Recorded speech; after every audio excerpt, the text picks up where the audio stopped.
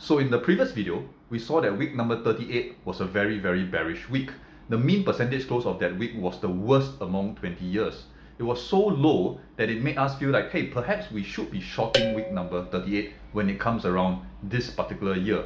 But was week number 38 influenced by outsized outlier events? Were there particular years where it was exceptionally bearish and hence it strongly influenced the mean percentage close of week number 38? The question is, should we be shorting week number 38? Is week 38 a week that we should be selling short? So in this video, we're going to be using R to do some simple data analysis, and we're going to be looking at the number of years that week 38 was actually bearish. Were there other weeks of the year where it was also bearish in terms of the number of years at which the SPY was down? Let's take a look, shall we? Okay, so now what we have is the SPY ready object. We take a look at our object. There's the week column, the year column, and the percentage close column, which is the percentage close of that particular week. So I'm going to take SPY ready and I'm going to pipe it into a mutate function. This new column will be called up, and it's going to be equals to my percentage close column greater than 0. Correspondingly, I'm going to create a down column where my percentage close column would be less than 0. So let's take a quick look. And I've created this up column here and a down column over here. So I'm going to pipe this into a group by function. I'm going to group by week. I'm going to use the summarize function, and what the summarize function is going to do is that it's going to sum up all the occurrences where that particular week was up. I'm going to call the new column I'm going to create called up count, and up count is going to be the sum everything that occurs in the up column. I'm going to create a down count column, which would be the sum of everything that occurred in the down column. And here's what we have. There were 12 years of week number 1 where it was positive, and then there were 8 years of week number 1 where it was negative. The two numbers added together, 12 plus 8, will give me 20, which makes sense. We have 20 years worth of data. I'm going to mutate and create a new column. This new column would then take my up count, subtract my down count. So mutate up versus down, and this would be my up count column, subtract my down count column. If this number is a positive number like 4, it means there were 4 more positive years than there were negative years. This up versus down column would come in very useful later on. I'm going to assign this entire code chunk into a new object which I'm going to call SPY count. So I'm going to run this chunk of code, and let's take a look at SPY count. So what we're going to do now is we're going to visualize our data. And I'm going to create a new chunk over here. Before we go on, remember to run your library ggplot tool. I'm going to take my SPY count and I'm going to pipe it into the ggplot function. What I like to do is to continue to use the weeks on the x-axis. I'm going to choose to show up versus down on the y-axis. I'm also going to color every one of those weeks according to up versus down. Just do a simple column graph using geom_column, and let's take a quick look at what this looks like. So let's just put in the colors. Scale, fill, gradient, but I'm going to use 2. High equals to green, but this time I can choose to have mid equals to black, and I can have low equals to red. I am going to then use my theme minimal, which I enjoy a lot, nice and clean. Let's add in some labels. So I'm going to use the labels from our previous large chunk of code, and I'm just going to paste it here. So let's do a quick analysis of what we have. It turns out that week number 38 is no longer the most bearish week. We see another week over here that's equally bearish, but what we mean by bearish here is the number of years where that week was down.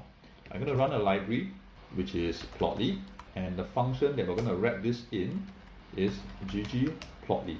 Run this chunk, and now we can mouse over, and it turns out, hey, it's week number 25. Now, in our previous chart that we saw at the beginning of this video, we saw that week 38 was the lowest in terms of its mean. When we look at the number of weeks that were actually down, these two are actually the same. So perhaps this warrants a little bit more analysis. This time we are going to go back and use SPY ready, because that's where our bulk of the data are. I'm going to pipe this, but I'm going to specifically filter only for week number 25 and week number 38. So we can use this trick known as the match function. Percent in percent. Look for all those weeks that match these numbers. I'm going to use concatenate and I can key in more than one number right now. So match rows where week is 25 or week is 38. Do a quick check, see what we get. We're then going to take this and plot. Gplot. Now this time my x-axis I'm going to show the year, whereas the y-axis I'm going to show percentage close. So I'm going to investigate what happens as the years went by for that particular week. And I'm going to do that for weeks 25 as well as week 38. I'm going to include in the fill color as well. I'm going to call it perk close. Let's use a column plot, jump column. Once again, I don't have to show the legend because my fill is going to make it very visual. I'm going to copy some of the things previously, which is my scale fill gradient as well as my theme minimal. And while we're at it, might as well copy the labels as well. It will not be the same labels, of course, but why not?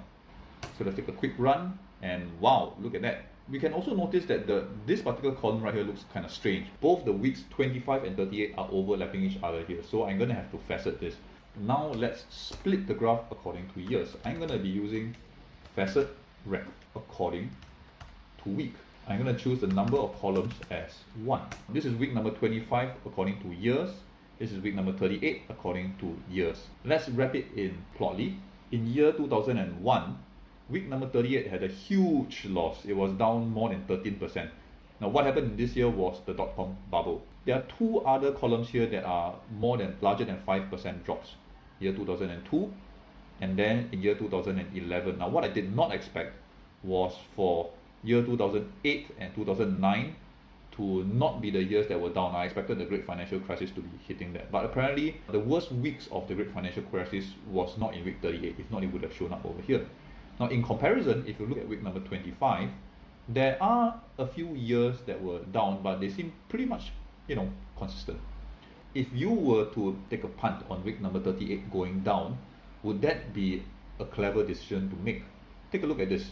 In the previous few years, the past 4 years, week number 38 was not bearish at all, at least not significantly. It was barely a 1% move downwards. So, what we are showing here is that our analysis on week 38 being bearish was influenced by some outliers in year 2001, year 2002, as well as the year 2011. I would say the conclusion we can make from this video is that we should not be selling the SPY short on week number 38. The data here just does not support that statement. So the conclusion of this video, don't short week 38. And this is the video for this week. Thank you for watching and I hope you liked it. Remember to click the subscribe button and the like button below and leave a comment if you have any questions.